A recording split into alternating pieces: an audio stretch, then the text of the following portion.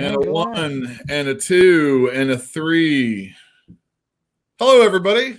Hey. Am I part of that? Am Yeah, I you're part of part of that. everybody? Hello, everybody. I am Welcome part of to another everybody. show. Let's see. All right, it said on my phone that this show has started. Welcome What's up, to this whole everything Fantinuum? number 49. On the opposite side of me is ATN. ATN, say hi. Hello. How's everything going for you? Yeah, pretty great. Yeah. Yeah. I'm having a good couple of weeks, man. It's been a good run.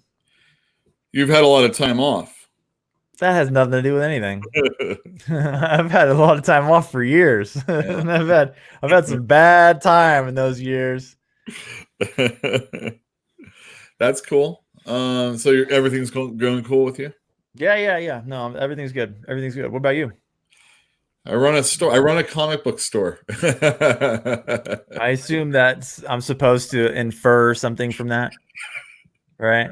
Hey man, I'm alive. I'm alive. Yeah, thank God, right? My back hurts, but it hurts less than it did a week ago. So things are going, I guess, better. Uh, So, speaking of back pain, yeah. let me tell you a little story. Oh, yeah, please do. Corey called me yesterday and told me that, like, okay, do you remember last week she was in the show? Maybe you didn't see it, maybe you did. She left a comment and she said that, sorry, her comments were a little bit delayed. She was like on sleeping medicine, or not sleeping medicine, cough medicine, something like Uh-huh. that. Well, poor her car is totaled. The next day, No. she got up to go to work real early over at Fox, and she says she has no idea what happened. Like, she woke up and her car was like in a pole, and Oh, no. lucky to be alive, I think is what it is. So she might not Well, be here tonight, and if she's not, I hope she watches the show, and I I hope. hope she doesn't. She doesn't need. Man, you're gonna just tell her shit all up there. Oh man, she's a very good friend of mine. You understand? That's true. You're right. And I'm not telling her shit all up in there. I'm just saying, Man, that really sucks. I agree. She's lucky to be alive, though. Yeah. Well, there you go. So the point of that is that back pain, the pain is telling you something, and you're alive. Take it easy. Yeah, take it easy. Don't mess up your back. Picking up pieces of paper and stuff, Right. I've been doing that. Barely. I mean, actually, it's the picking up that's really. I'm trying not to like Rory it, but Rory died of laziness. Okay, so don't pull a Rory. Damn, man, that guy. Damn, that man. Damn, that man was lazy. I'm sure, like back in the day, he was like a dynamo. Oh yeah, probably. But he built his business, and then he was like, "I'm gonna sit down," and then he never stood up again. He's like, "I'm done. I've had enough standing up. This is bullshit." He liked Yule, the jet. stand up for me. Yule, Todd, Tyler, go stand up for me. Move those books. He would do the whole. He's sitting down in a chair, and we're doing whatever, and he'll be like point at something that's like on the ground that needs picking up, like a little dust bunny or something, and it'd be like, oh my gosh, yes sir, no problem. That's how I dealt with it. Mostly. That's the best thing Usually you with can a really do. smart ass remark. Yeah. I mean, that's appropriate though, right? For me, yes, it's appropriate. But Yeah, why are you a smart ass, Yule? why? Why? I'm not sure. Let me put these on so this maybe sounds a little bit better. I have a theory about smart asses. Yeah, what is it? It's probably not that good. It's insecurity. Yeah, probably so. Yeah. I mean, a little bit. I mean, that's why I was a smart ass when I was a smart ass. Trying to play off like not knowing is cool. It's not. But whatever. Not knowing? I don't know. That's a little bit different. I mean, Oh, really? I like to state an opinion of something that I don't know anything about. So you're an American, Well, I mean, possibly a human. if you get an argument or at least a piece of an argument and you have like any common sense at all, you might be able to like see your way through understanding a little bit of it. Like someone uses a word in a sentence and they're continuing to talk, and maybe instead of interrupting them, let them go and maybe you can figure it out, see what's going on. And if not, then you can go back and you can say, you know what? What? So how do you feel when people use words in conversation that you don't know? How do you feel about that? When they what? When they use words that you do not know? I don't think that's a problem. You're I pretty like well to, read. yeah, I don't know. Sometimes I like to say libation. Instead of beverage. I Yeah, mean, exactly. But that's because like I heard it used in a, something, and so it's like always stuck with me. Oh, I know when to bring that one up.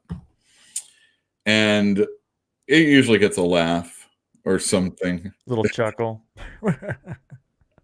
Or they don't get it. I'm like, like a drink.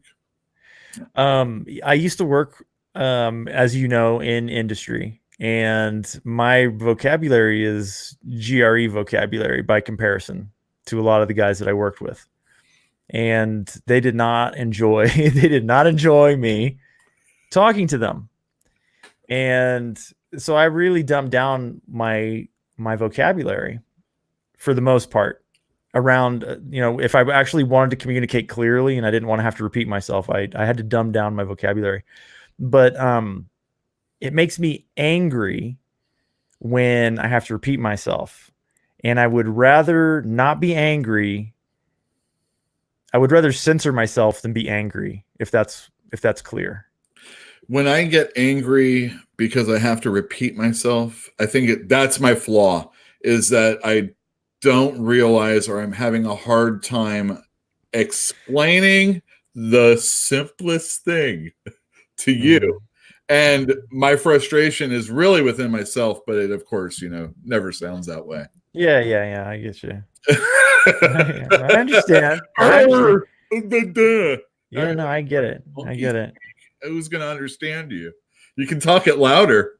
Uh-huh. See, Fantinuum said that if he doesn't know the word, he just admits that he doesn't know the word. And I think that's a very healthy way of going about it, because then you learn the word, and two, like, why is your pride on the line for vocabulary? Why is there any pride associated with vocabulary? And like there are really good words out there that mean exactly what you mean. And well, I like to think I'm well read, but I really suck at crosswords and Scrabble. that's a game, dude. That's completely different. That's completely different. That's like, and once you learn the rules for crossword puzzles, they're all, they get easier and easier because you learned the rules for the game. Sure. Right. Yeah. And crosswords, they're not vocabulary. That's true. Little different. Well, that's true. How about word games, things like that? Puns. There's that aspect of me that can't really always figure that kind of stuff out. So when I read Gravity's Rainbow and I needed a dictionary by my bedside, that's why I didn't read it yet. That's a good book, man. It's a really good book, but yeah, it's a challenge. Yeah, I know. I'm sorry. Continue. So there's two words from that reading that were used together. And so I remember them. And I remember them also because of the way that they were, what they mean. Calipigian rondure. I had no idea. I was like, what? 2 words in a row? I have to look this shit up. So I did. Calipigian is Calipigian. Oh, I don't even remember now. Together, they mean having shapely buttocks. Rondure, I think you can understand, is like a roundness, right? But Calipigian, I don't remember what it means even. I just remember that was a word I had to look up. And right. I did. Yeah, I think that's the reason why I set that book down, was I knew I was going to have to really pay attention to what I was reading. And not only that, it's not just the language that he's using, or it's not the dictionary words that he's using. It's the way he's using it. It's so in its day. I don't know if I agree, man. Like it's of a time. I don't know about that. It's definitely, as far as like the military aspect, or those, I don't know. There's a lot of anagrams from the military, right? Or is that right? Acronyms from the military. I don't know. I just remember there was a lot of terminology, and I'm like, I'm not getting it. His word choice is so precise; it's surgical. Mm-hmm. Like when he writes a sentence, it means exactly what he wants to say, and I mean, it's kind of amazing, but it's a pain in the butt sometimes, though, because like the exact word is archaic, or completely outside of the normal person's vocabulary. But the people that read Thomas Pynchon are not your average high school students, right? They're people who are they high school students? No, Dingling. They're not even high school students. People that just never really get past high school. They're people who enjoy literature. Right. I feel like I do, but still, I haven't really tackled him. Ooh, that's dirty. Second Pynchon conversation I've had, though, this week. I don't think they were both with you. No, I don't think so either.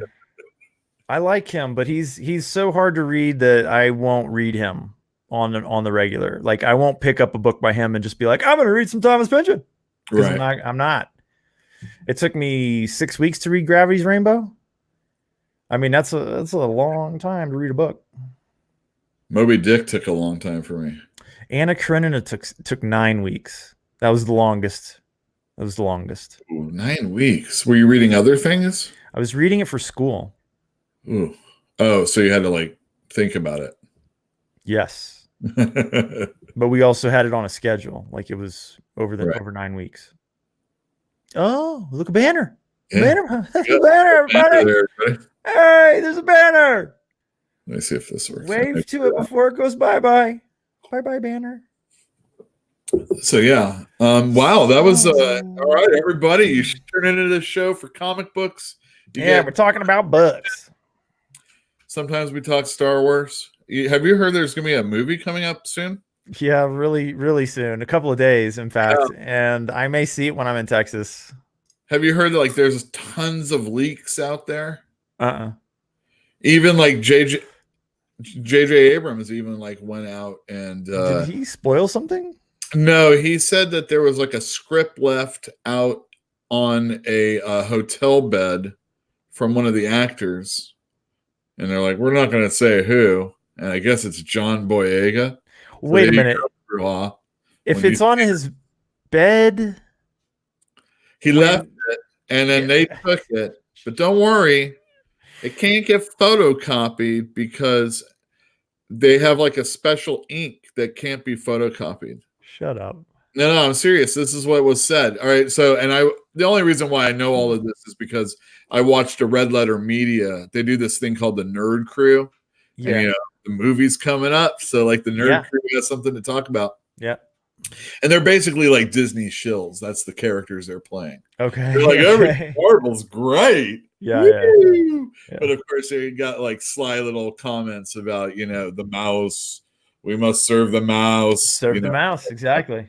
By the way, if anybody has ever read Sea Guy by Grant Morrison, and I can't remember who the artist is right now. I think Cameron Stewart.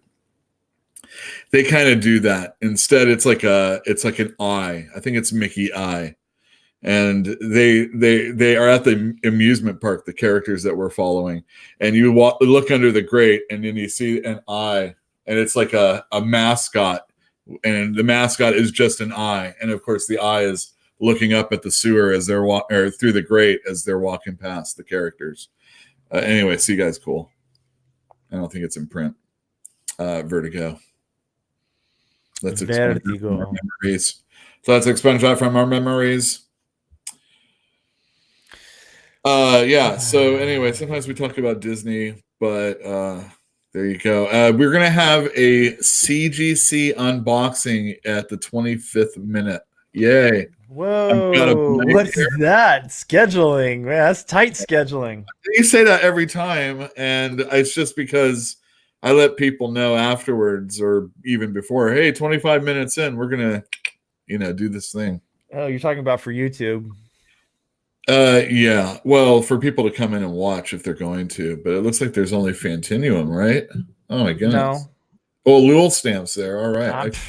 Get out of here. I'm here also. Yeah. But you missed one then. Who else? Oh, it was Hashcraft here? Diablo Hashcraft is here as well. Excellent. Hi. Oh, so actually. I was playing a game today. We're not going to talk about the game. I'm just going to tell you that there's like this countdown timer. It goes, I'm using a resource. It goes from thousands to drops down. I use it appropriately. I hit the stop. My leftover reserves of this fluid was 420. Just made me happy. That's funny. I like when things like that happen. 420. Hey, everybody, look, it's 420 guy. And then there would be like, all right, so here we go. This is good for kids. Remember, this is not a show for kids. No children are even welcome here, right? Never going to be welcome, ever. Nah. We're just talking about comic books. I talk about the wrestling show. See the wrestling figures back there? No. And, sometimes we talk about pension and all the things that I would like to do. You have to say it right. Let's just accidentally talk about Tom Robbins. I would like to do that. Wait a minute. I get him mixed up with Tim Robbins. No. Tim Robbins is the actor, and Tom Robbins is the roadside attraction. That's right, and made the even cowgirls get the blues. The big thumb. Got it. Hey, Diablo wants to know how to find the wrestling show. Geez. Well, the wrestling show bounces. Put up a banner. Oh yeah. Put up a banner. Here. All right. Very good. Well, this week it's going to be on the S&B network. On YouTube? On YouTube, yeah. All the shows eventually go there. Or if you're the podcast kind of person, you can go on most podcast avenues.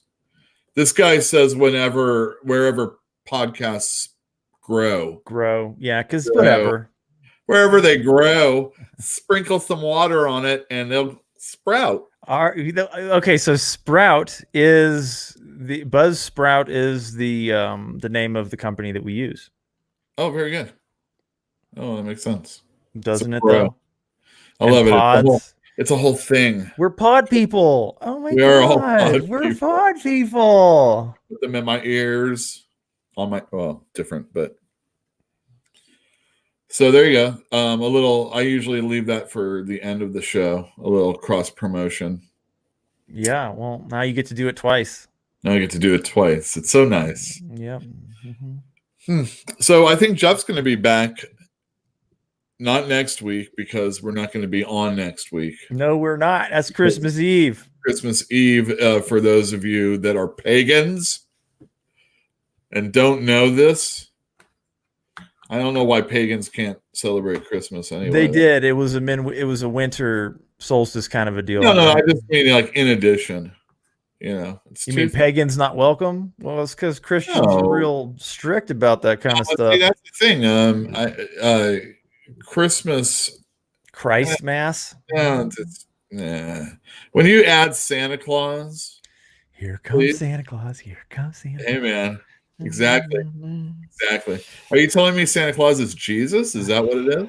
No, Santa Claus is Krampus or Crump. What is the Seinfeld one? No, Krampus. I guess I don't know the Seinfeld one. Which one was that? It was Seinfeld. It was like George's dad. I think was. No. They had the whole Festivus. You mean Festivus? Yes. Festivus for the rest of us. That's right. That's so good.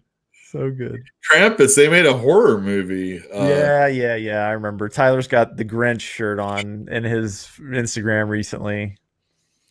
Yeah, Christmas, man. You know what's funny is like I used to hate Christmas, like hate it. But it was Yeah.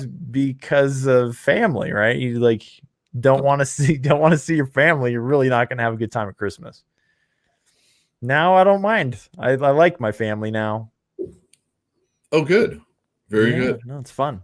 Go home for Christmas. My brother makes a bunch of drinks, gets grandma all saucy. So she turns the negativity in on one of the in-law people that married into the family instead of us. Everything's fine. It's great. Wow. That's great. Yeah.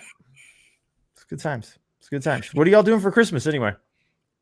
Well, Christmas Eve, We're we not are doing this show. actually going to entertain at the house. Kind of like I am now, but it's just gonna be family though. And I think it's just Kelly, Tyler, and the kids. And Okay. maybe my brother and his girlfriend will show up. What about But the mother-in-law? I think she's doing something. Oh, busy. Has her own Well, I damn mean, there's friends. no reason why she wouldn't be here otherwise, unless she was busy. I don't know. Maybe there's a Murder She Wrote marathon going. I don't know. Ooh, damn, that's worth missing Christmas over. Maybe she's like, wait a second.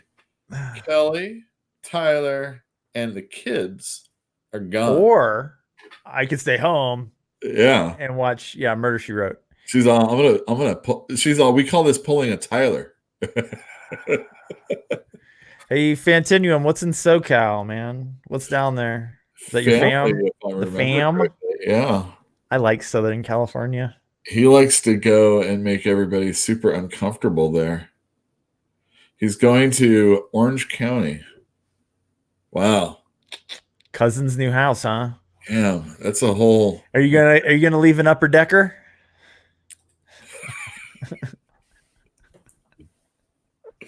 That's horrible. Don't do it, man. Don't do it. New Horrible. house. You can't get that new house. You can't get the upper decker smell out of the new house smell. You know what I mean? They're like, doesn't come out. Jesus. So I started watching a movie on Netflix before I canceled my subscription like a month and a half ago.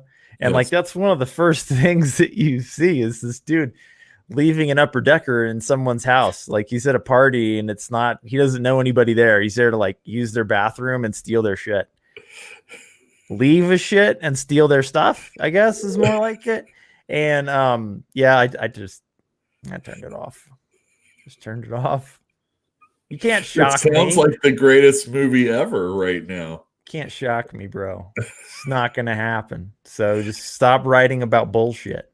That's a good exit strategy. I mean, someone will be like so upset about that they might be like so enraged that they won't see, the pilfering going on. Or as you're absconding with it, right?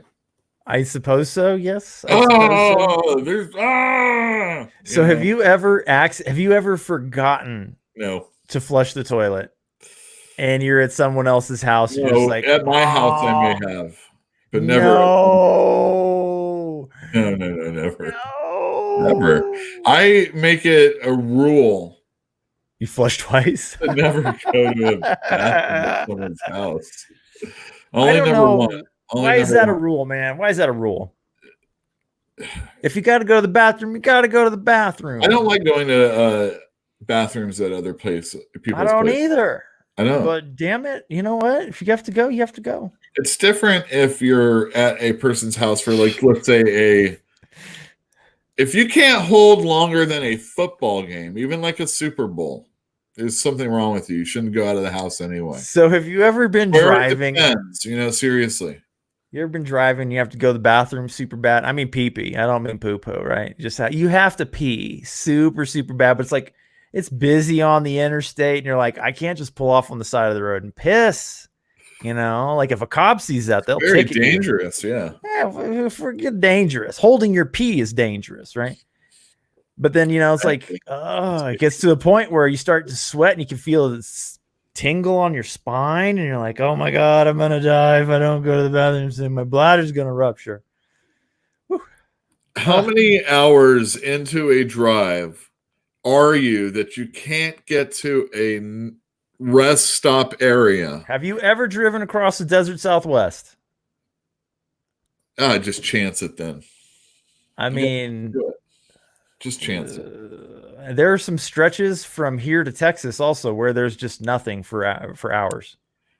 Longer than 3 hours? Probably not 3. Well, then come on, seriously, dude. Try to have to pee and then hold it for an hour. Go ahead. Time it sometime. When you're at the house and you're like, I gotta pee. Click.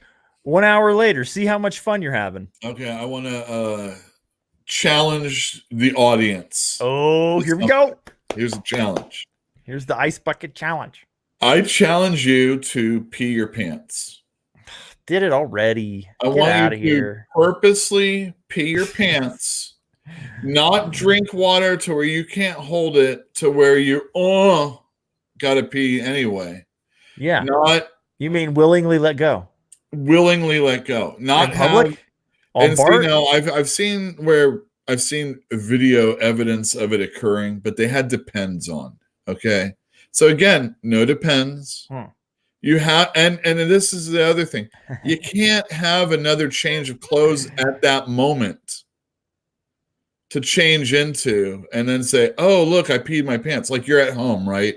Oh, look, I peed my pants. You're secure in the fact that you're going to be able to wash up and go ahead and put some new clothes on. It's no big deal that you've peed your pants. I want you to willingly pee your pants, like out in public. You're in the movie theater. No, in the movie. Well, okay, but you want to pee. Yeah, but just don't. Just pee right there. Pee your pants. Do it. I dare you. So I have another story. Never mind. We're not sharing this one. What's the prize? I don't know. I don't have a really great prize for you. I tell you what. Without a prize, there is no challenge. Well, let's start working on that. Let's do it for charity tomorrow. Do it for charity, bro. I'm not doing it because I've tried to do it. I've tried to do it. I don't think it's possible that you can pee your pants on purpose. Yeah, sure. With all of those expectations I put on you, you can't do all those things, those restrictions. I mean, can you do it at the beach? No. Well, yeah, you can, but again, no, I don't think that's no beach stuff. No. A little bit cheaty. Yeah. A little bit cheaty. No, we're talking normal pants situation. I got you. Yeah, no, it was pretty clear, man. I got it. And then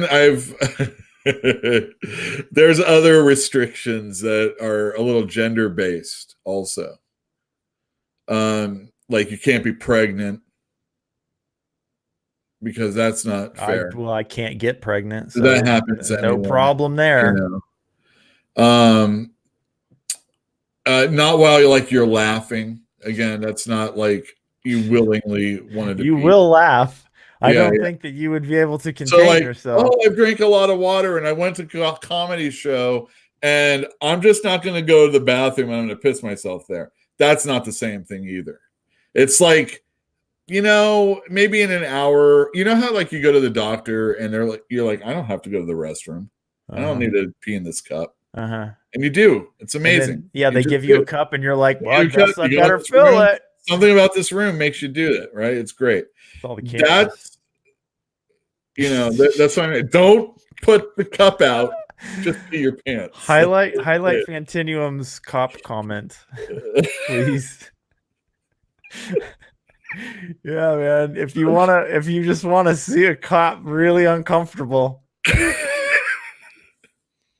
Yes, sir, officer. Are you pissing in your car? Yeah, I am. Just have your dick out in your hand and be pissing up a stream, right? Yeah, that's right. Oh shoot! It's 8:20. It's 8:35. 8:30. Oh no, we missed it. Done. Hey everybody, we're gonna have a CGC unboxing. I was gonna talk about it. This is the Fragile box from Instagram. But I love talking about urinating so much. That's what we did to these books. That's right. Yeah, I have this.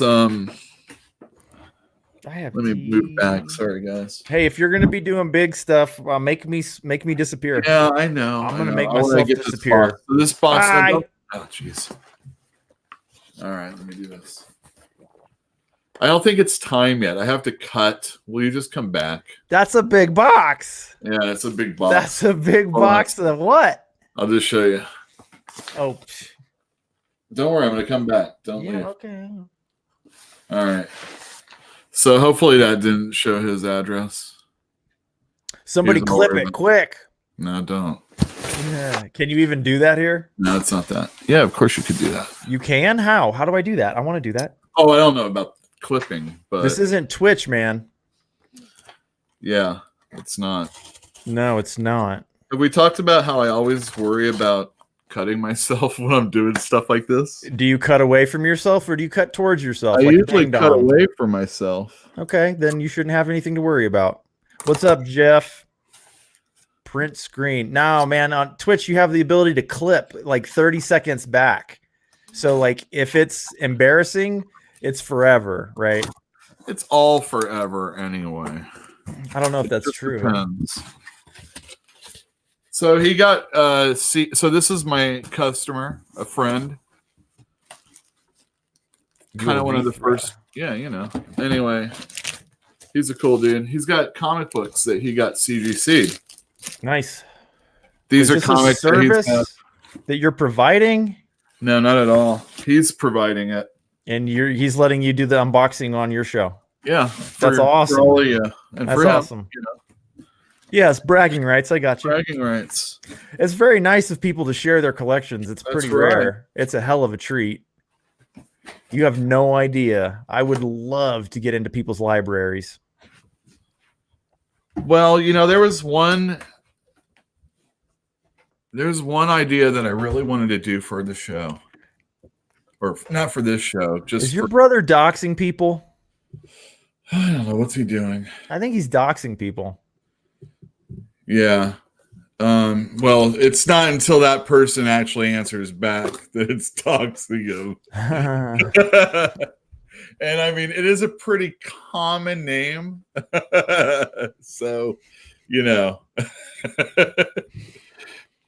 So these are comics that he's had for years.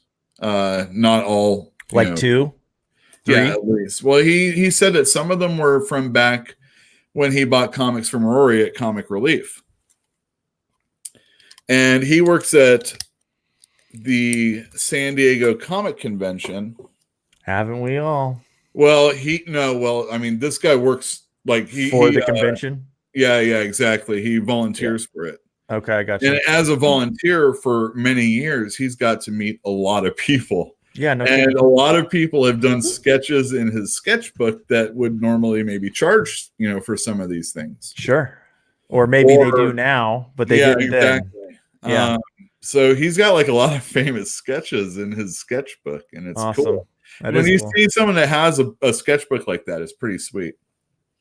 So he was there and was able to get, hand CGC these books, and he only now got them. Okay.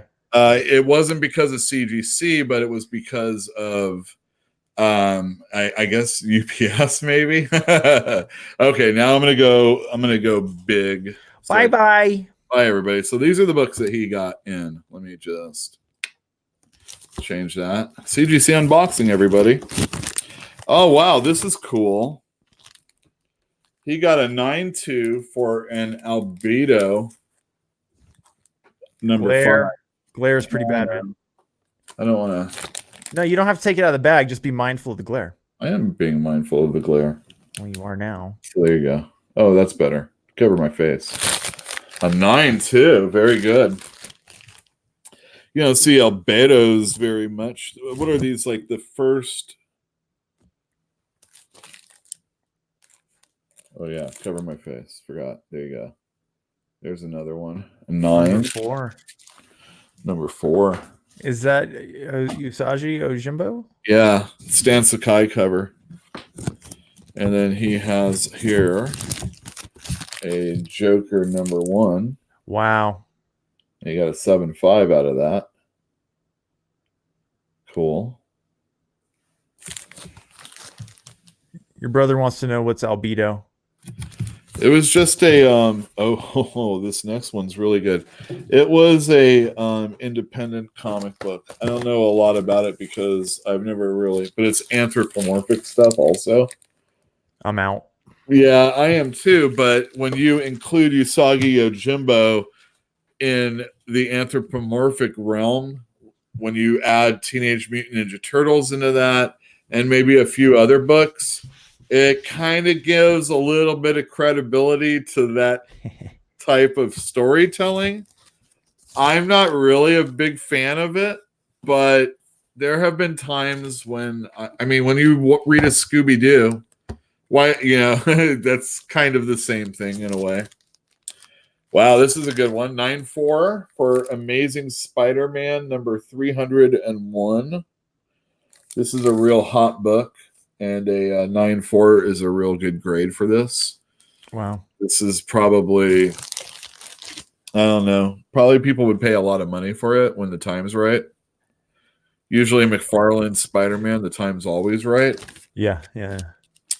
Speaking of McFarlane's Spider-Man, we have a 9-6 for $2.99. Wow. I love this Chance character, and these were like some of the only stories of McFarlane's Spider-Man that I really liked.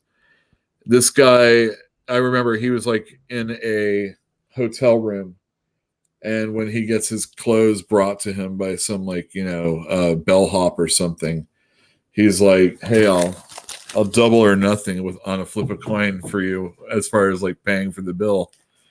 And the kid's all right, I'll do it. And then he loses. Yeah, so he has to pay Chance the money. Woo. All right, this is a classic, everybody.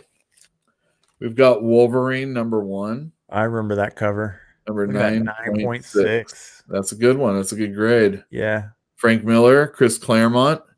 This was Frank Miller after being super awesome on Daredevil. He also did this. And Chris Claremont did the writing because, it was Wolverine. I think it really helped Chris Claremont's career as far as like maintaining his hold on the X-Men, because it was kind of like one of the first things that they did other than Uncanny X-Men that was X-Men related. Wolverine for like the longest time, he probably should have had a series, especially after this miniseries, and it still took a long time. Black Cat number 1. This just came out recently, but this is an Adam Hughes variant, and it's a Virgin variant. This might have been like 1 in 100 or something. I'm not sure. And then there's a 9.8. So it's recent. Yeah, but that's a nice cover. That is cool. Adam Hughes. I'm assuming this is Adam Hughes. Let me read. Hughes variant. Virgin variant. So no words on it. Yay. No words. Black Cat. She's sexy. Okay. And that's a new book, so you'd hope that most new books would be about a 9.8 at least. Oh, this one's great. Okay, so Michael Golden, I love him. He's a great artist. If you go to the Yule Carter YouTube channel, you can see my Will He Edit videos featuring my dog. I do a Bucky O'Hare video, and that's Michael Golden. This is Michael Golden on Doctor Strange number 55. And it's a 9.6. Look at that cover. And he does the inside too, if I'm not mistaken. Wow. And 9.6 is a good grade. It's a shame, though, to see this all slabbed. I mean, is it? For me personally, yeah. Yeah, that stuff, you can always open them, first of all. And second of all, that stuff is more likely to survive into the future. Well, that's true. And it depends on what you're trying to do with them also. Maybe this is one of many. Maybe this is to... I didn't ask the person who donated these. And I want to thank you for that Spider-Man 301. 9.8 on a Killing Joke. Oh, very cool. iconic cover. Yes, it is. Everybody knows this one. This is Alan Moore and Brian Boland. The green is that first print? Green is first print, right? Yeah, it doesn't say anything about any other one. I can't remember. I never cared. There's a high grade, and I mean, there's a high price associated with the Killing Joke, but personally, as a store, and although I have sold expensive versions of them, I don't know. I've sold so many of the 1795 hardcovers. Whew! Oh, this is a nice one. This is very sought after. Spider-Man number 300, 9.6. So this is great. He has 299, 300, and 301. So and a 9.6. This is very good. This is the first full appearance of Venom. And that's good. And 299 has like a panel. And then there's 301. Oh, here's a CGC. I'm just going to hold it like this. The CGC form. I can see how much was spent. We have giant size Spider-Man with the Punisher. Giant size Spider-Man number 4 and an 8.5. These are like the thick spined ones. That's good. So they like crack really easy when you read them. Is that exciting? I think it's pretty cool. All right, this is a recent one. This is CG 9.6 for a Star Wars Galaxy's Edge number 1. I didn't see what variant this was, but that's pretty cool looking. Is that a Sarlacc pit? I want to say yes, but who knows? That's sweet. I don't know why they're staring down in it. I mean, that seems like they're a little too close. I don't understand. I thought Galaxy's Edge had nothing to do with the old characters. Well, maybe it's just a monster with an eye in his stomach. Okay. The Todd McFarlane love continues with a Incredible Hulk number 340. This is cool. So you look at the Hulk in there. This is the gray Hulk. Peter David wrote this. Todd McFarlane drew it on the inside also. Supposedly, I heard that Todd McFarlane gave this cover to Peter David, and he said, "Peter David, do not sell this." He probably said more like, I don't think you should sell this." And Peter David sold it, as the legend goes. For tax money. And it's like, the way comics, I think what Todd McFarlane was saying is like, this is going to be worth a ton of money. And it is worth it. That's a ton of money. All right, so that was a good one. That was Hulk, Wolverine.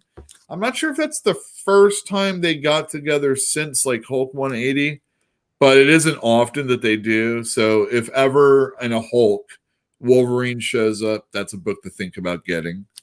Is it because they're fight? They're gonna fight? Well, it's because it harkens back to 181 when they, the first appearance, and that's a big deal. When the Hulk and the Thing get together in like Fantastic Four, that's always a thing. I mean, one to think about getting as far as a comic book, and maybe like God, what else? Like anytime the Joker's on the cover of a Batman, those are comics to think about getting if you're interested in future growth. But then sometimes, like the Joker's in so often, it's not really, woo. You want to buy them all? Yeah, well, you remember when Valiant was they were doing their first, like trickeries, and like you basically had to buy everything that they published in order to guarantee that you got the first appearance of whoever, because you would find out like 3 issues later that, oh, that was the guy in the thing, and you'd be like, but I didn't buy it. And so you just had to buy them all. You had to buy them all. You had to buy them all. Well, they were building a little world. And the thing is I think the only way to really cut into Marvel and DC is to establish your continuity. Mm-hmm. but it's so hard to get off the ground. I mean, Lion Forge has done that, and it sucks. And now they're merged with Oni, and it's dying. So that's a failure. I love the way Black Hammer works. By the way, I don't have it here, but Skull Digger comes out tomorrow, and that's in the Black Hammer universe. I have one more book to show, but yeah, I can't think of like a whole lot of like Milestone back in the 90s. That was the imprint that DC was helping distribute. And that didn't really do that well in the end. Even Marvel, when they did their own company in the 80s called they wanted to do their own. So they realized that their characters are, people, rights to characters are a thing that people are thinking about.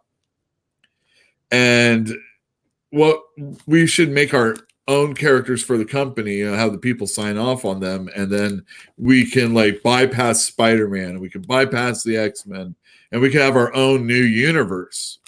And at first, I think it sold pretty well, but then people saw it and they were like, what? This thing sucks. And now Marvel over the years has been slowly introducing some of the new universe characters into our Marvel universe. At this point, the Avengers right now are doing a Star Brand story, which was kind of cool at first, but I think really only because John Romita Jr. was doing the art.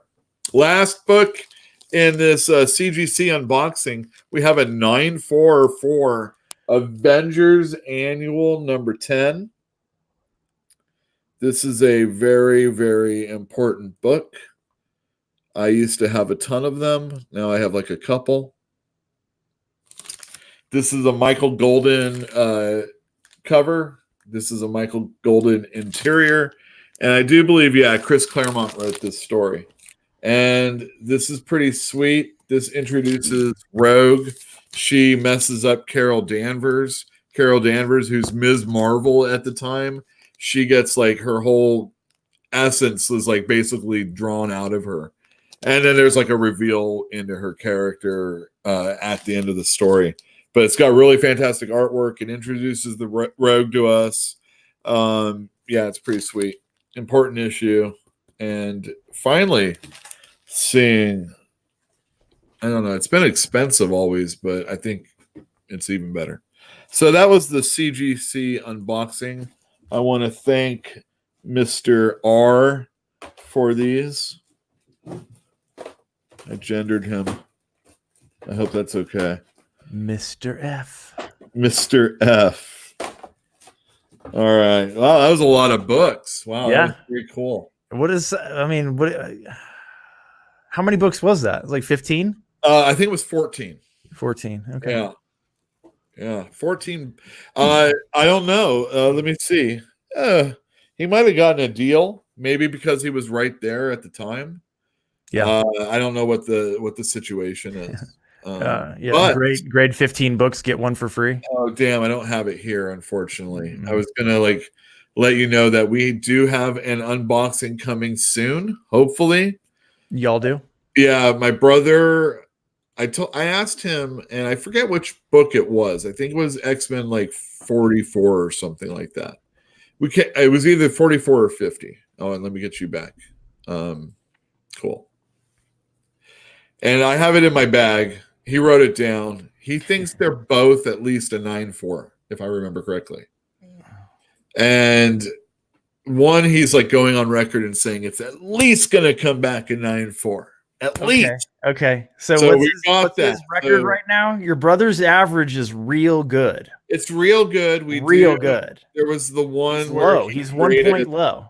Yeah, exactly. His average is 1 point low. We really should keep track of this better. 49 and 50 are the issues of X-Men. We also sent in like the first Batgirl and the first Supergirl, I think. Something like that. All right. In action, and whatever the other one is. And there was another book. And because we were sending them out and they're expensive and we're getting them pressed by them because I don't feel comfortable touching these books anymore. Steranko. Bo Steranko. Those are the X-Men. Those are beautiful. X-Men 50. It has Polaris on it. The whole cover is basically like green and different shades of green. And her in it's very memorable for those who remember that. Here, I can get a break. Yeah, share screen. I will. Let me bring it up. Let me bring it up for all of you. Okay. Let me go back. And I will share screen. Bye-bye. Bye-bye. No, yeah, I guess that's a good idea. There you go. How's that? Yeah. So that's number 50. Pretty sweet. That's a great cover. Since I'm sharing the screen, I'm going to let you all know that you could go to eBay and check out some comic books that we have. Erotic Hulk book? Wait, what? That's what Fantinuum said. 50 Shades of Green. 50 Shades of Green. Yeah. Excellent. Hey, look, we have X-Men 142, X-Men 117, both John Byrne, X-Men 61, X-Men 4 or Avengers 61, Avengers 14. That one, number 14, is a very nice grade. I like that. It's a cool looking book. I'm going to stop sharing. Oh, yeah. So there's that. Hey, everybody. Hey, everybody. Okay, so how about, since it's almost 9, I talk about a few. Oh, you know what? Yeah, I'll just do this one. Banners.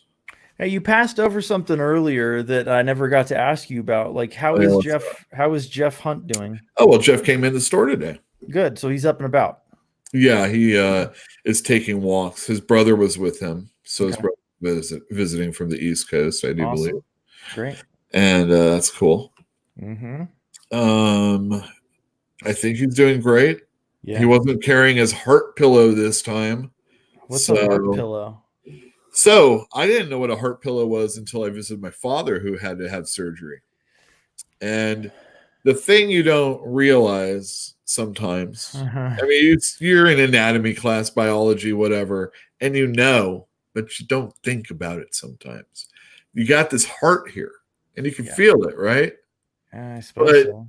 There's this thing in between that needs to get cut into. And what they do is to put your rib cage back together, they put like wire and they just kind of tie it back together. Yeah. And it's like special, like it can, your bone will absorb it. Your bone grows, so it knits back together. Yeah. And it like absorbs the wire, so you don't have to worry about it being, you don't need that. Take it out. Yeah. That would suck, another surgery just to get that taken out. So the heart pillow is for when you cough. Because it hurts.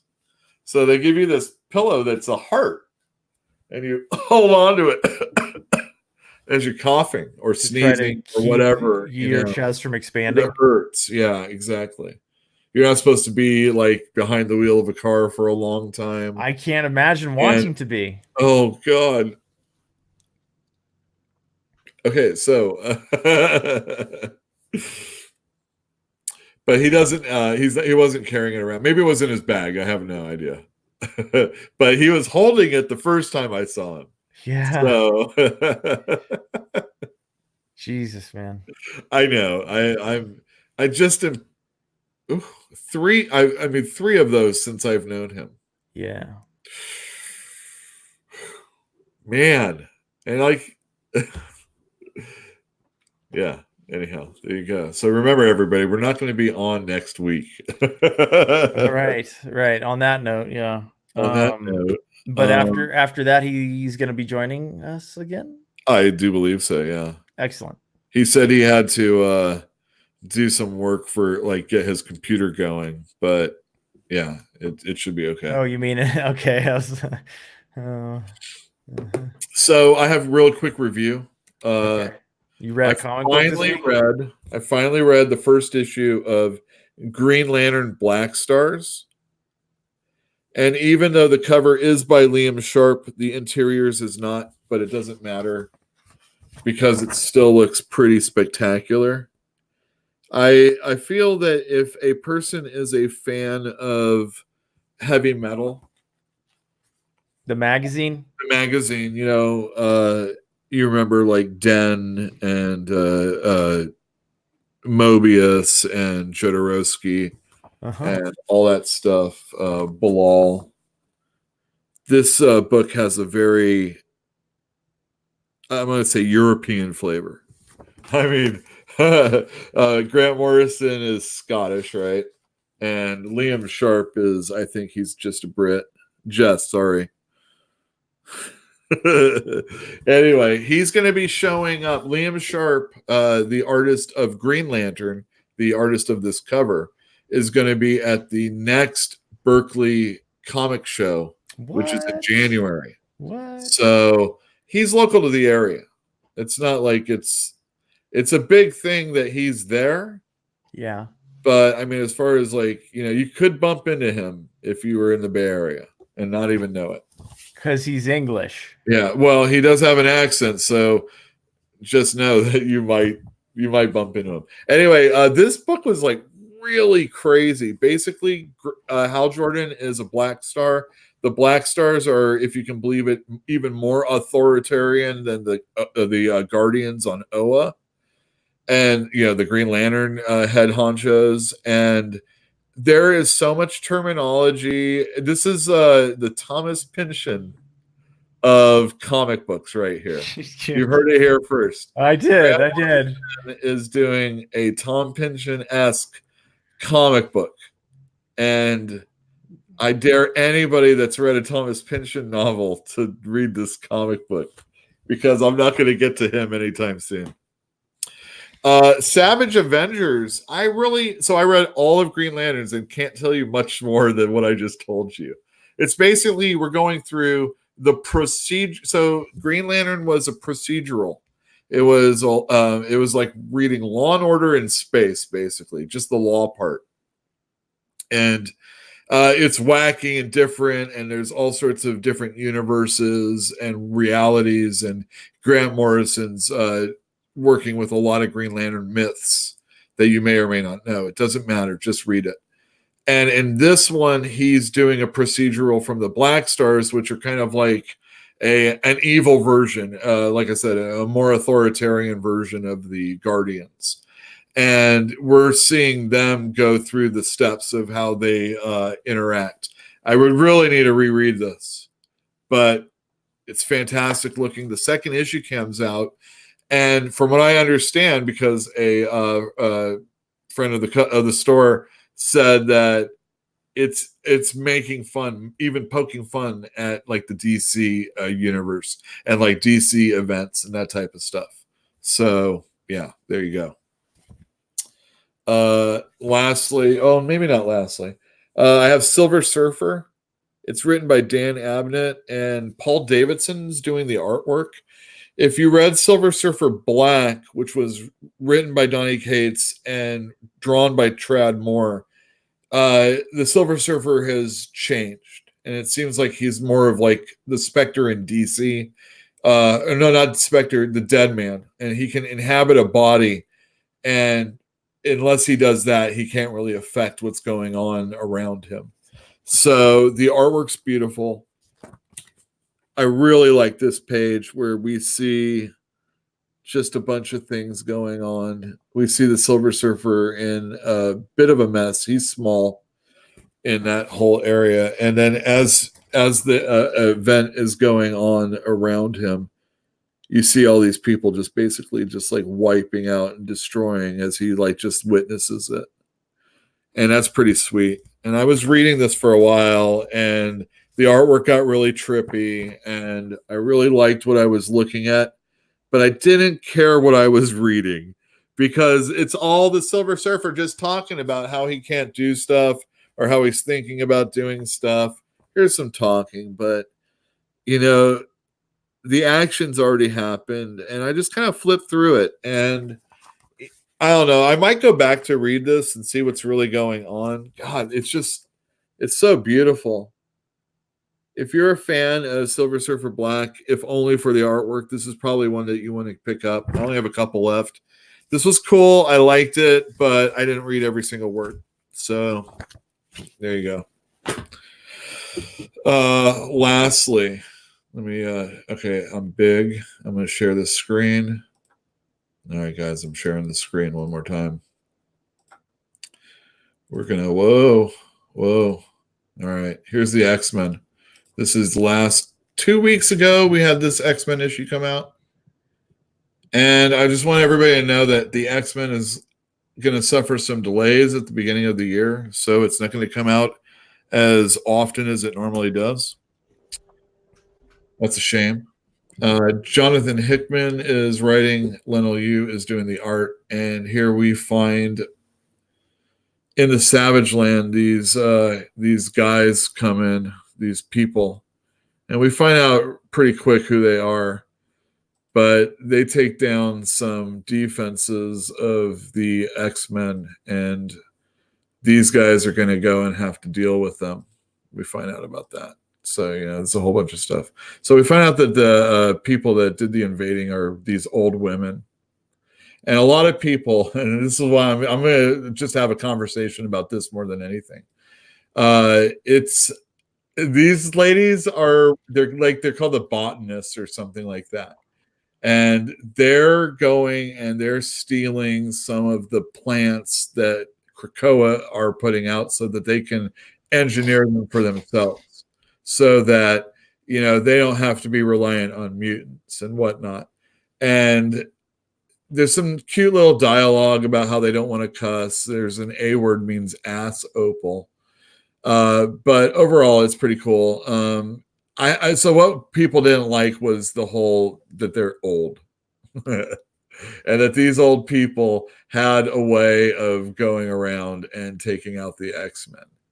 And I don't know, it's pretty cool. I enjoyed it actually quite a bit. But what I really enjoyed was that I could take away the whole aspect that these old ladies were like the Golden Girls, some people are calling them, that the Golden Girls would be able to take on the X-Men. But, they had science on their side, and it was cute and funny.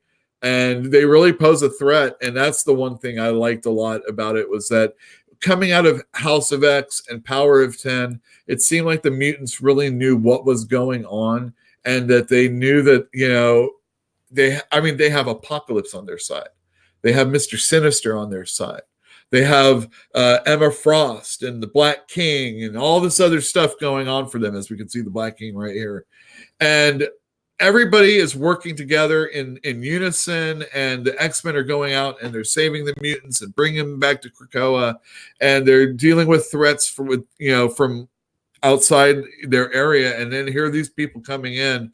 If anybody didn't read X-Force, Professor X suffered heavily from humans. And in this one, we see other people coming in. It's just telling the X-Men, you thought you guys were king shit. That's not necessarily the case. So I like this issue a lot. I thought the artwork was pretty cool. This whole scene with Sebastian Shaw here trying to butter up the women, and he was pretty much telling them, "Hey, any ladies, anytime we can hook up." He gets dealt with pretty pretty fun. I like it. It was a good book. So yeah, X-Men number 3. There you go. I stopped sharing. Yeah, I know. I noticed. All right, good. Hey everybody. So there you go. Yeah. Mute canceling gimmick is happening in all the Axe books. Yeah, well, that's pretty much that's always a really good way to take care of mutants. That's why Cyclops would tell Colossus. I loved that when you would see a training room session. Cyclops would be like, hey, Peter would be like Colossus. He'd be like, I'm a big, strong steel dude. And, Cyclops is like, all right, yeah, come at me, big, strong steel dude. And even then, Cyclops is like, messing him up. And that was always really cool stuff back in the day. We don't get training room sequences as much because it really lends a lot of character to the characters. You know, a lot of There's a lot of character in that character. There's a lot of character in that character. This X-Men did have weird dialogue. It like I said, the ladies saying the whole I'm gonna knock the S word out of you, dumb B word, you know, that type of stuff. And I don't know, it was kind of cute. I always had a problem with the symbology for like a curse word. If you're not going to use the curse word, why bother? It was popular in the 90s when a superhero book wanted to be a little edgier and they couldn't say shit, you know. It'd be $. Yes. You know, something, yeah. something, you know. Yeah. So I had a t-shirt that got me into trouble when I was a kid. I went to a Motley Crue concert. It was my first concert, and it was Dr. Feelgood tour, and I bought the shirt there that said Crue fans are the best. F skull and crossbones, K the rest. And I wore it to school, and I got be allowed. Got sent home. Got sent home. Yep, got sent home. Oh man, that would have been 1990, 1989, 1990. Dr. Feelgood, man. Yeah, you know, Motley Crue. They would have videotapes that they would sell of them basically just getting girls to take their tops off. No. You see a little concert footage, and then you see them in their limo as they're like riding through this like horrible crowd, you know, of people. And then there's like girls on top of guys' shoulders, boobs hanging out and everything like that. Sure. What if those ladies that are on that video are still around? Of course. Many of them are now. Those, do you think they have that video cassette? And it's like, you know, some of them definitely do, right? Like, look, those are my boobs. Those were my boobs. those were my boobs. Yeah. Oh, I was so young then. Hey, man, age happens to everybody. I mean, look what's happened to us. Damn. Do you remember what we looked like 20 years ago? Because I do. 20 years ago, I looked just like this. You were a spring chicken. I remember you very well. I was younger. I mean, you were 20 years younger, ding dong. I was lighter. My back still hurt back then. Yeah, you had a bad back. No. All right. So I want to let people know. Now, this is a warning for when you come to the store. Warning. Yeah. I have 7 banks of comic book racks that hold like 7 comics on each row. And 49. Like got it. And it's like, maybe, no, 7 times 7 times. Maybe I'm wrong on the number. Maybe it's 4 or 2. I don't know. Whatever. It's a lot. We hold a lot. 6 and 7. Anyway. Math, really? We can hold up to like 100, over 100 comic books for however many racks we have, rows we have. And we had to use almost every single one this week. Uh-oh. Yeah. Oh, yeah, that's right. Last week you were saying. Actually, a couple months ago, I said that this was the month that was going to break our possibly break our comic book store. Yeah. And every week, Fantinium comes in. He's like, "Was this the week? Was this the week?" He's like paying for the comic books that he's picking up. He's like, "Is this the week? Is this the week?" All right, I want to let everybody know this is the week. This is the week. This whole month leading up to here has been last week. I had so I've bitched about the bi-weekly aspect of comic books and how you get a comic book out, and then 2 weeks later, where I would have had 3 weeks to try and sell that comic book, I now only have 1 week to sell that comic book before the next issue comes out. Mm-hmm. This is a problem because in just a couple months, I have this many comic books where normally I might only have that many comic books if given the right amount of time. So these are going to waste because eventually the trade paperback comes up and then nobody cares about these anymore.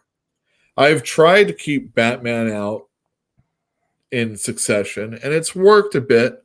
I try and keep the Supermans up like that, and it's worked a bit. Same thing with the key books like Avengers and Wonder Woman and all sorts of other Justice League. But it's getting to the point where even if a person's picking up their polls or picking up their books every week, they realize that their stack is building so much. They're like, I'm only going to get to a certain amount, and then I got to stop. And thankfully, Batman's coming out this week, and this is the last issue of the Tom King run. Woo! A lot of people celebrate for that, but I celebrate because in January, it's going to go back to a monthly book. I'm going to have a whole week, 2 weeks, 3 weeks to tell people, damn, this was a really good issue. Yeah. Or I'm going to know with a little bit more accuracy if people care about a book. And I don't have to order the next one or less of the next one, and so on and so forth. So it's going to be a lot more helpful. What isn't helpful is when a week like last week basically pushes almost everything off the new rack, and I have a lot of room for new books and a lot of room for, some other ones.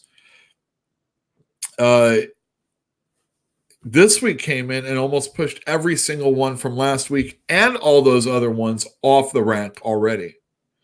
And that's how much stuff is out this week. And now is the previews. I'm going to start off right up front. And I'm going to let you guys see this book right here.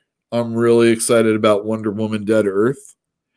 This is a 4-part miniseries. It is a black label book. As you can tell, it is magazine sized. Wait a minute. Daniel Warren Johnson? Yeah. Do you remember what he did? He did it was the like the future fantasy series, right? Extremity. Yeah, Extremity. He also did Murder Falcon. I don't know that. He is a fantastic artist. I have seen him do really cool interpretations of scenes from movies and comic books and all sorts of different things. And he also, when you go to conventions, he will sell like mini books mini comics that he makes. So Marvel does Old Man Logan and Old Man Hawkeye.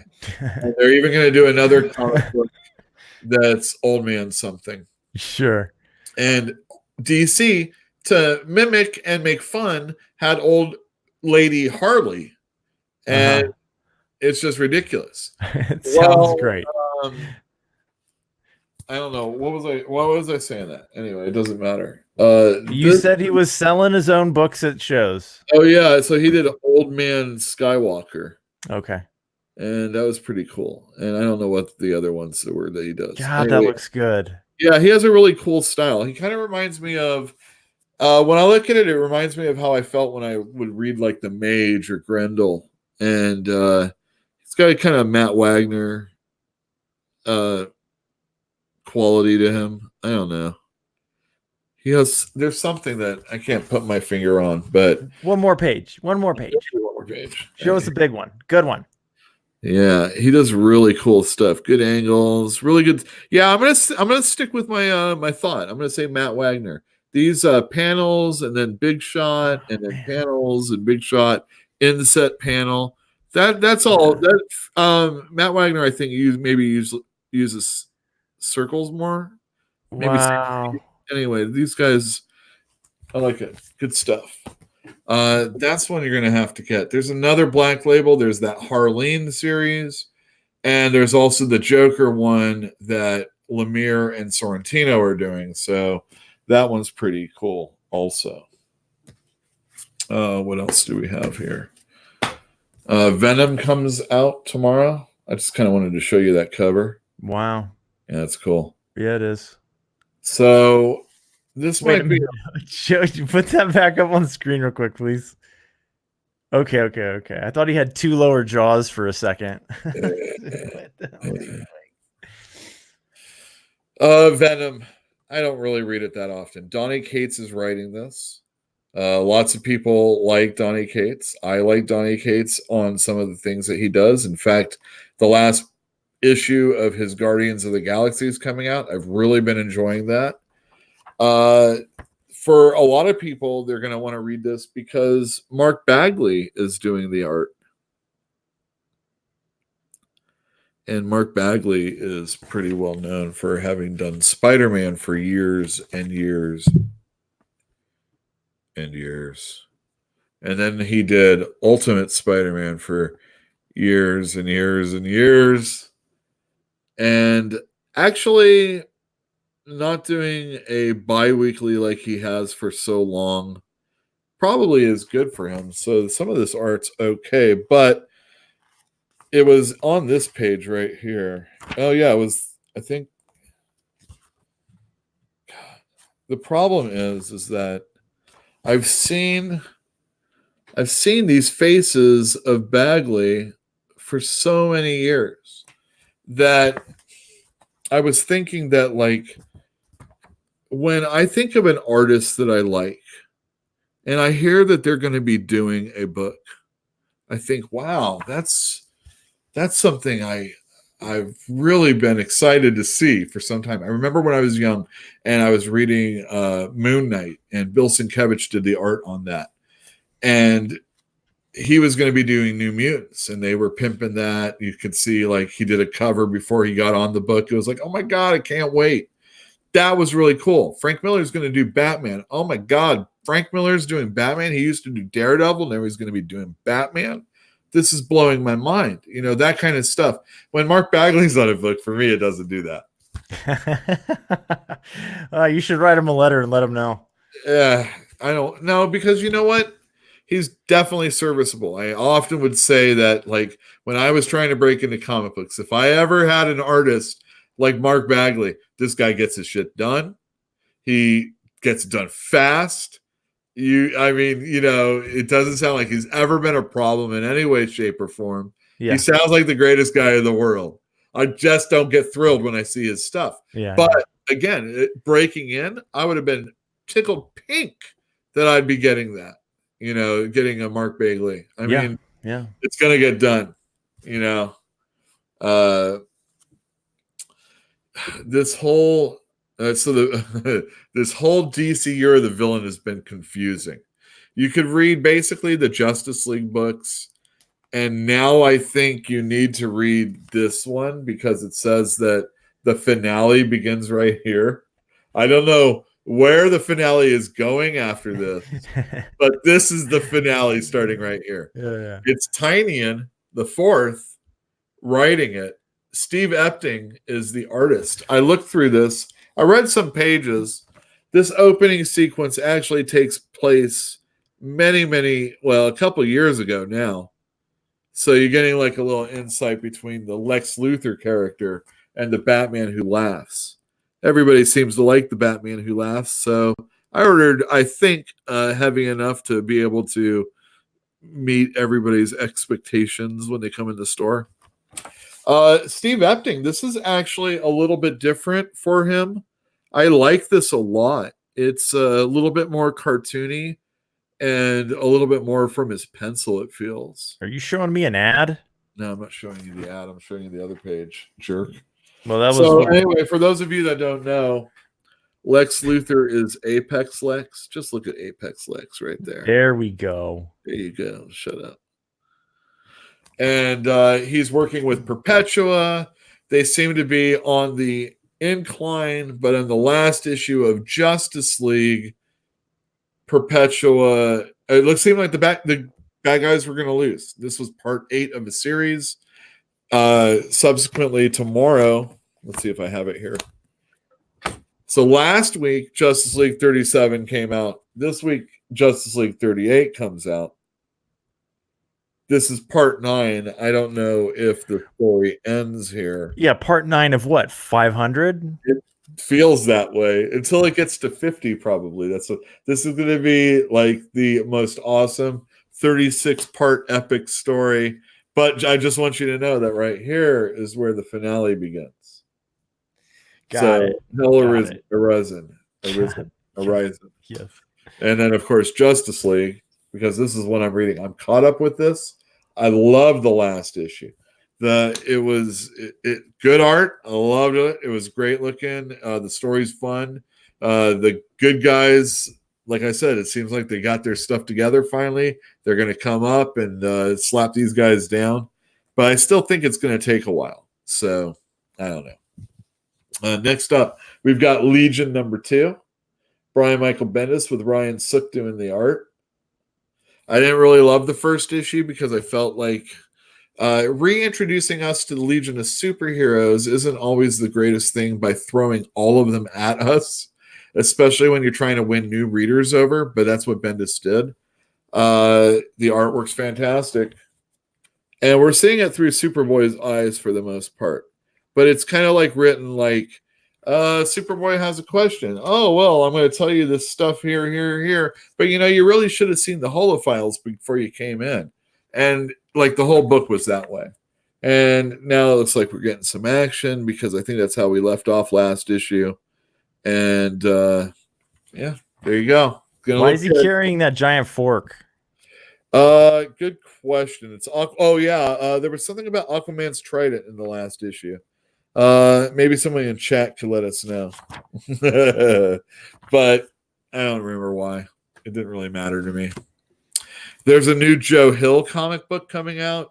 He doesn't have anything to do with it. He just curates them because it's a Hill House comic book right here. Gotcha. It's written by Carmen Maria Machado and art by Danny. Just Danny? Dani. I don't know.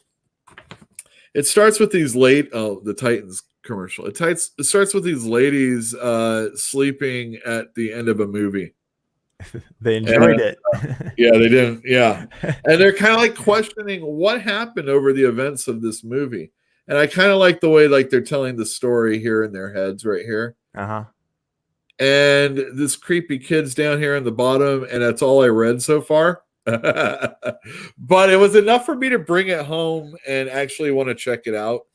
I'm not into horror usually, but I don't know if any of these books hit me. I like the artwork, actually. That's what really struck me. In New Mutants #3, which came out last week, instead of the space team or the space New Mutants, the ones out in space, we got the ones that are earthbound. And instead of New Mutants from back in the Chris Claremont days, we're getting New Mutants from back in the Grant Morrison days. And instead of going into space, they're going to, like, I don't know, Alabama or something like that, because they want to go and bring Beak and Angel back. And that's the premise of the story. In the space one, the old New Mutants from the Chris Claremont days want to go and get Cannonball to come back. So it's kind of parallel stories. But I mean, kids always want their friends to come back, right? Yeah. Anyway, who's this artist? Faila. And it's Ed Brisson taking over the writing for this storyline. It's Marco Faila.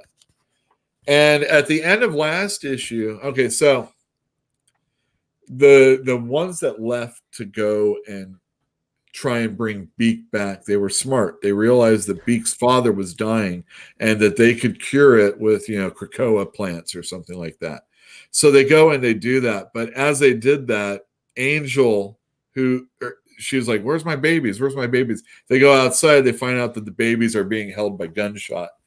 At gunpoint. Gunpoint, thank you. Not gunshot. That'd be horrible. Anyway, who is this? This is Boom Boom, it looks like. You're drinking.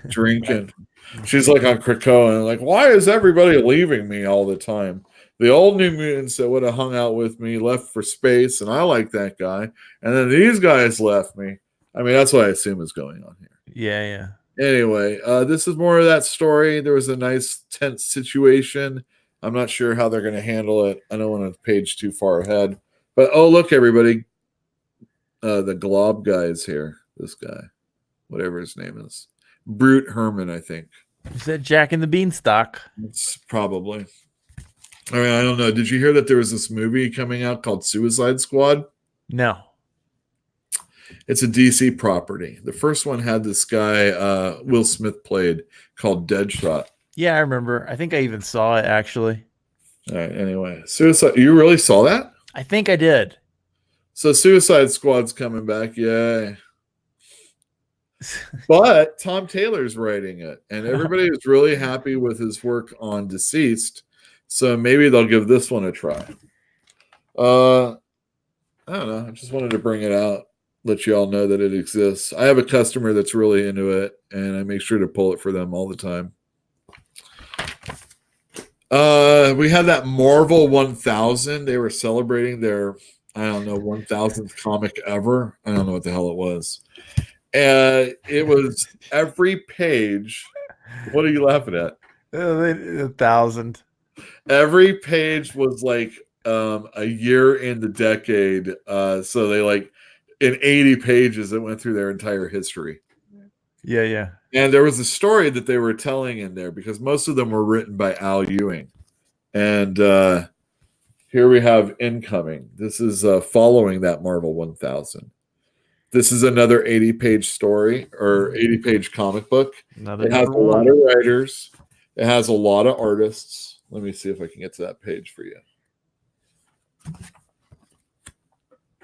There you go. Oh, see, I did it good. Yeah. That is a lot of... That's a lot of people. Yeah, there's a lot of contributors. Most of it is Al Ewing, and those pages are the ones that I think are coming from the Marvel 1000. I could be wrong. Okay. Anyway, there's some stuff in here that a lot of people are going to be digging. Let me get to those people, and I'll just read out this who's who of Marvel creators. I saw Hickman. Yeah, we have Al Ewing, obviously, and Humberto Ramos, Chip Zdarsky, Kelly Thompson. They're going to be writing characters that they've written in the past.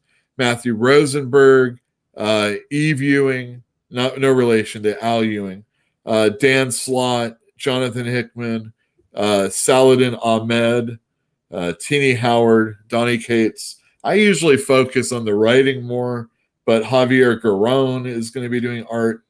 Oh, they somehow got Jim Chung out to do a few pages, and probably from a while ago. And Carlos Pacheco, one of my favorites. That's pretty good. Yeah. We've got Family Tree #2. Jeff Lemire is the workhorse. If there was an award for the most workingest writer in comic books, it would be this guy. Well, right now. I mean, for right now, yeah. I mean, not of all time, but I mean, he's pumping out a lot of books. Sure does. Yeah. This guy holding this tree kind of like rescued the family from a bad situation. He was like guns a-blazing. Basically, the little girl is turning into a tree, and that's pretty much all we got from the first issue, other than how the characters interact with each other. The kid, the boy from high school is like he's always getting in trouble. The little girl seems like she's cool, but she's turning into a tree. And the mother works at a convenience store. It was good. I liked it. It was a good first issue. I can't wait to. Oh, I read Gideon Falls from last week. Holy cow, that was a great issue. The last few have really been tying it together and making it understandable, or at least make me think I understand what I have been given all this time. Can't wait to go back, huh? Oh, yeah. Well, so again, I've talked about Gideon Falls and how it's very much like a Twin Peaks. It feels like that, even though he has never really said, oh yeah, I'm a really big Twin Peaks fan, and this is kind of my interpretation of that. Instead, he's never said anything like that. He's just been on Twin Peaks podcasts. He's done covers for Twin Peaks magazines. He does little doodles and shares them on social media. But I mean, it's a black barn. I mean, Jesus Christ. So there was a lot of time shifting going in the last story arc. And now we're seeing this one character who came out of like basically a deathbed. There's like all this murdering going on. And basically the creature got out of the barn and is going from person to person. And he's committing all these murders. The people like afterwards wake up and they're like, oh, I got blood on my hands. I don't know what happened. But this guy's like traveling around through other people. It's pretty cool. Doomsday Clock #12. This long journey is finally over. Is that the last one, really? The last one. This is Wow. probably you were saying before we started the show, we've been doing this how long? 2.5 years. That might be exactly when this started. Wow. I remember when it started, but I don't remember what episode we Holy were on. cow.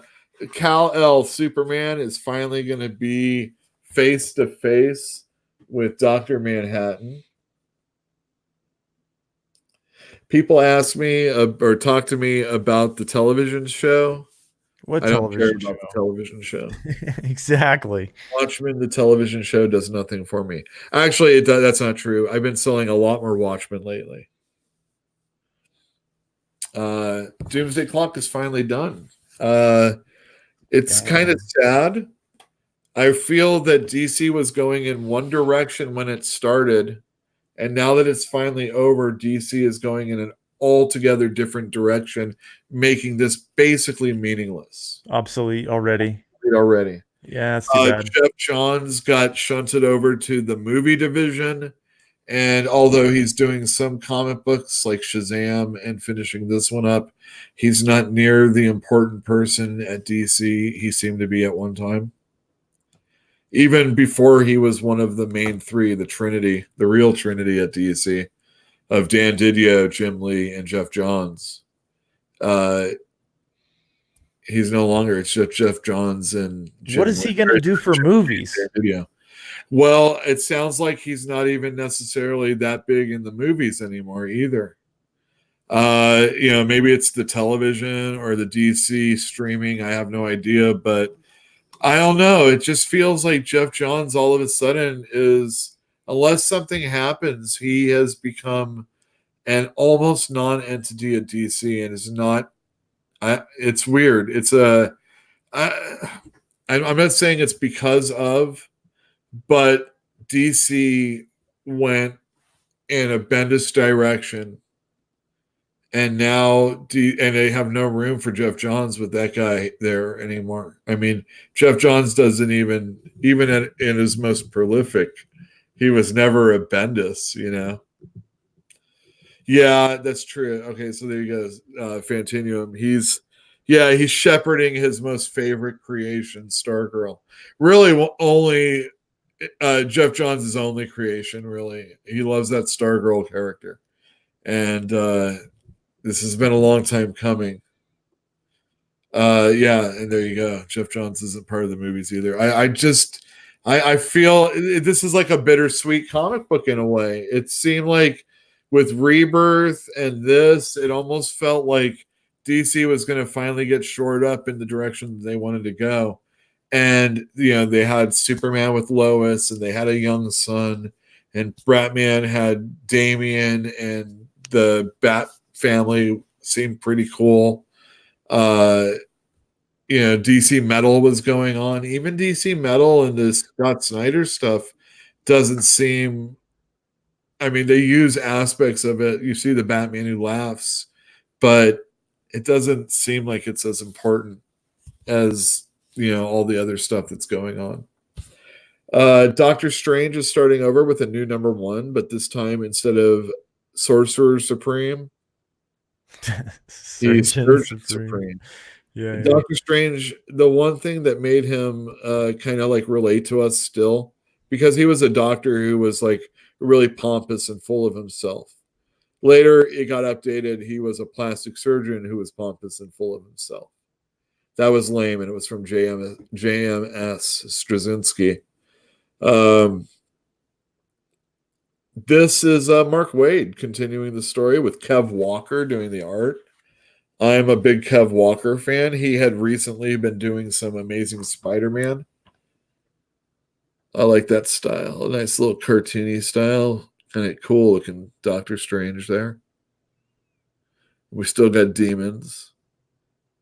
So, I don't know. Mark Waid's not my most favorite writer.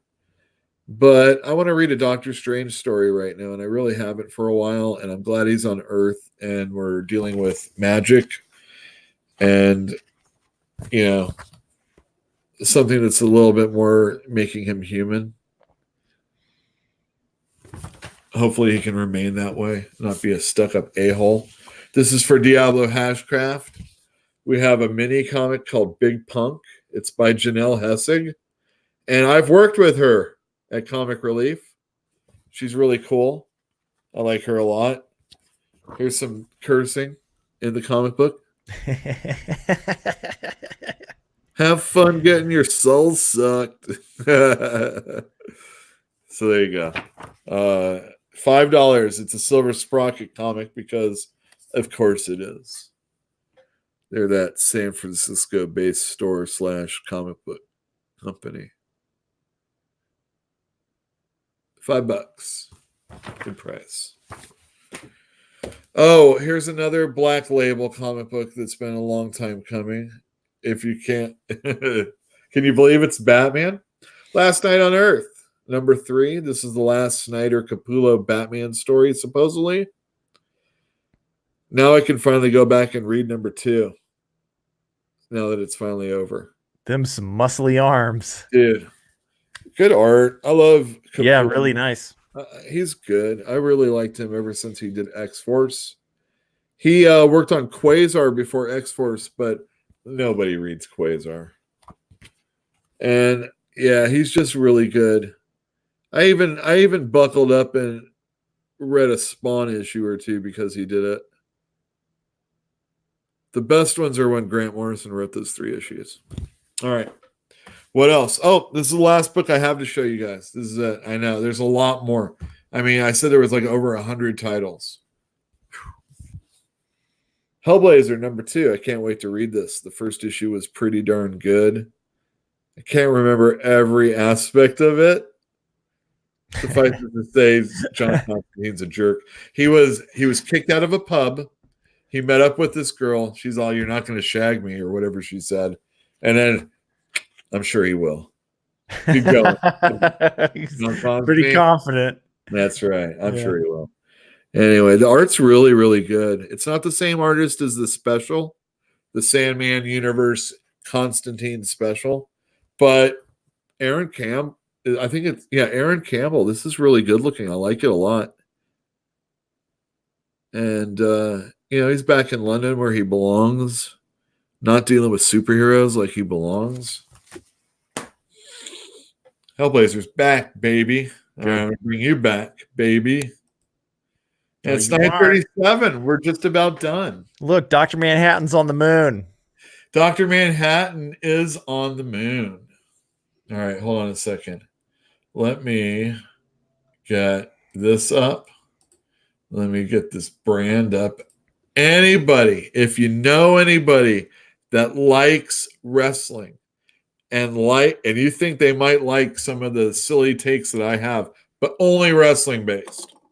I don't go off on weird tangents or talking about pension. All right. The last episode, I actually talked about Grease, Olivia Newton-John. Maybe it was 2 episodes ago. Is it because she got her jacket back? No. It's like someone's like, we were talking about the women wrestlers, and one of the guys is like, "Why do I like it when the women, the evil women, they just look so much better?" I'm all, it's like Olivia Newton-John in Grease at the end when she's wearing those leather pants and F me pumps. Everybody likes that better. A naughty girl. Yeah. But that's the only time I've really gone off script there. But yeah, the Wrestling Council. All you have to do is go on YouTube and go S&B Network. That's where all the past shows are. Or if you're a podcast person, again, you can see those there. All right. Let me get that banner down. Everybody, also check out on YouTube, or again, where podcasts grow, the sci-fi and fantasy read-along. If you are a fan of sci-fi, really, if you're a fan of fantasy, because the best stuff so far has been fantasy stories, you should check out this YouTube station, or again, a podcast. I am on it with this guy over here and another dude and some chick I know. We're not all together at the same time all the time, but there's some different things to listen to there. There's no space between sci and fi. Oh, shit. It doesn't matter. I'm just letting everybody know. There's no space. No space. This is the end of the show, everybody. Good night and happy holidays. I hope I'll see you tomorrow. We We're didn't not see gonna- Bruja. What was that? We did not see Bruja We tonight. did not. She's probably like wrapping presents or something like that. Good. Glitter and duct tape was here. Yep. Said hi. Said hi. Good. I'm yeah, going see to you guys tomorrow. I can't wait. It's going to be a big day. If you need help finding anything, let me know. But it's all there. Oh yeah, and there's a Mad magazine. It's the year-end review. It's always the best Mad magazine. People have been hot for this book ever since the announced cancellation of it. I think this is the last one. So, but yeah, lots of comics tomorrow. Too many books. Yeah. Too many books. Pushing everything down. See you tomorrow, guys. Good night. Good night.